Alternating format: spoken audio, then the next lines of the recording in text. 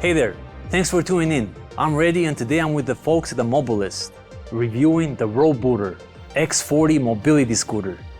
My first impression? Sleek, streamlined, everything about this design goes beyond what you'd expect from a typical mobility scooter. I couldn't wait to hop on and take it for a spin. The controls? Super easy. The X40 doesn't just stroll, it cruises. And yes, there's cruise control, a fantastic addition for the real adventurers out there. And check out the Omni-wheel system. Not only is it futuristic in design, it also makes tight corner maneuvers feel effortless. It gets cooler.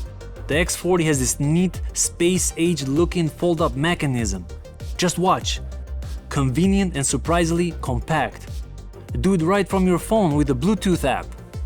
This app is a game changer if you ask me. With the app controls, the scooter can even come to you. How neat is that? The X40 doesn't just impress with its tech, it's packed with thoughtful features. Most mobility scooters on the market force users to enter from the front. With the ability to raise the X40's arm, side entry is possible. This eliminates awkward pivots and potential injuries. Safety is no afterthought here.